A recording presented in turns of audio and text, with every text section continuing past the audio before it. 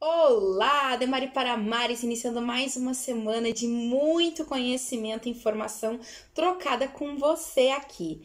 E esse vídeo em especial, eu quero que você me acompanhe até o final, porque eu vou te contar o meu maior erro na cirurgia que quase me tirou da mesa.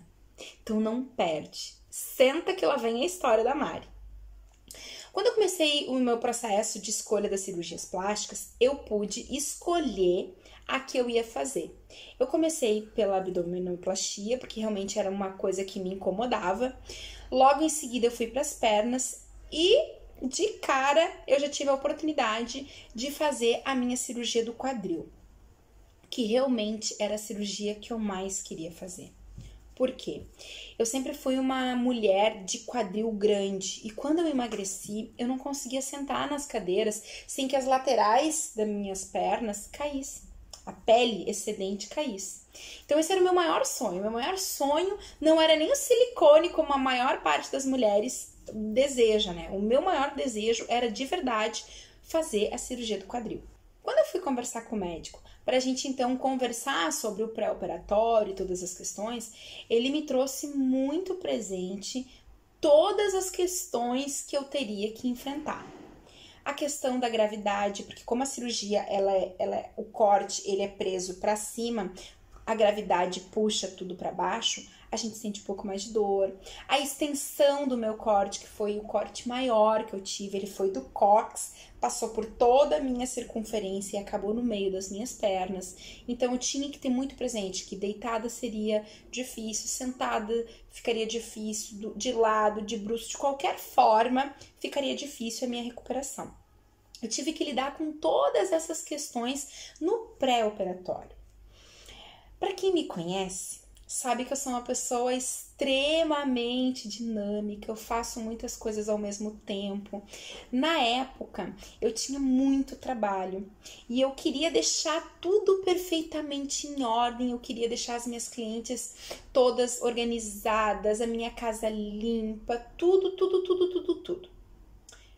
Eu só quero lembrar você que todo o excesso também é disfunção.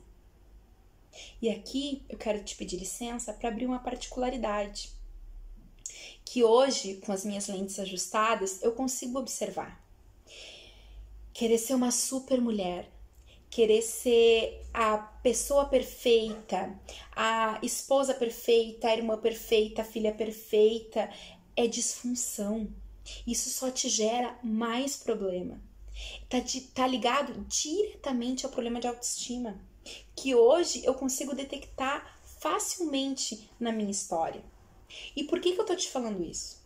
Porque é esse meu desejo de querer ser super mulher, super heroína, fez com que eu fizesse, sabe o quê? Eu morava na época em Taquara, mais ou menos uns 70 quilômetros da capital Porto Alegre. Todas as minhas cirurgias foram realizadas em Porto Alegre, no Hospital Conceição. Então eu levava mais ou menos em torno de 1h30 para chegar da minha casa até o hospital. Como eu teria que baixar às 7 horas da manhã, eu tinha que sair na madrugada.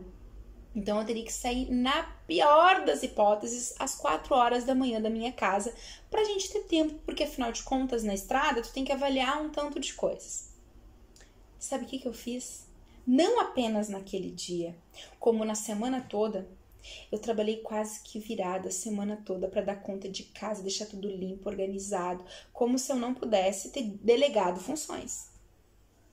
Eu trabalhei como uma louca aquela semana. E para complementar tudo, naquele dia, naquela noite, eu virei. A minha irmã foi até a minha casa me buscar às 4 horas da manhã. Eu não tinha dormido. Eu tinha acordado às 6 horas do dia anterior. E eu já estava batendo quase 24 horas acordada e trabalhando. Quando a minha irmã me pegou pra gente ir pro hospital. Sabe no que isso resultou? Resultou que quando eu estava deitada na maca, com todos os equipamentos, tudo montadinha já, eles não encontravam as minhas veias. E eles começaram a ficar preocupados, porque os meus batimentos estavam muito baixinhos, como se eu estivesse assim desfalecendo. E eu nervosa, não queria perder aquela oportunidade, imagina, né? A cirurgia que eu mais queria fazer. E eu ali, né, apreensiva, esperando, e eles não encontravam veias, gente, nem para colocar a medicação, nem para introduzir anestesia. Até que chegou um ponto que eu fui obrigada a falar pro médico, disse, doutor, pode ter relação? Eu estou sem dormir, eu tive que trabalhar, emendar, e aí veio o discurso. Tu é doida, porque tu sabia que tu tinha que descansar, o teu corpo tem que estar preparado, tu tinha que estar relaxada para estar aqui. E aí, então, eles conseguiram encontrar um ponto de equilíbrio e então fizeram a cirurgia. Mas por muito, mas muito pouco, eu não deixei escapar a cirurgia mais importante para mim. E isso tudo aconteceu porque o meu inconsciente, os 85%, dominaram o consciente, a razão dos meus 15%. Eu tentei inconscientemente boicotar algo que era positivo para mim. Eu tentei inconscientemente terminar com aquele sonho. E tu sabe o que fez com que isso não acontecesse?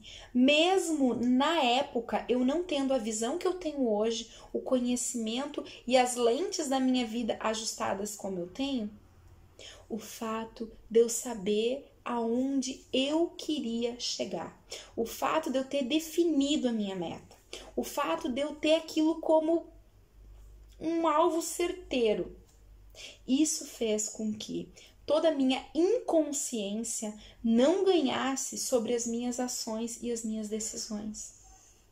E isso faz total diferença quando tu consegue, depois de um tempo de fora, olhar e analisar essas situações.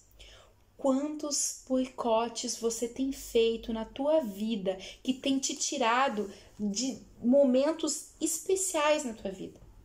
Quantos boicotes você tem deixado ganhar por não ter uma meta clara, por não saber exatamente aonde quer chegar?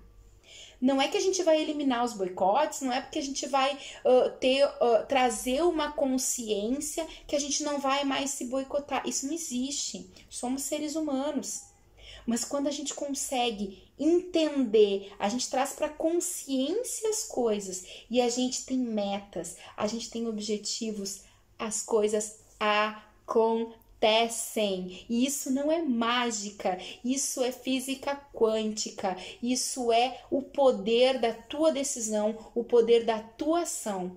E assim como eu, mesmo na inconsciência, consegui vencer os meus boicotes e tô aqui falando para você hoje, eu tenho certeza que se você vencer os seus boicotes, você também chegará aonde deseja estar. Espero que eu possa ter te ajudado essa semana. Um grande beijo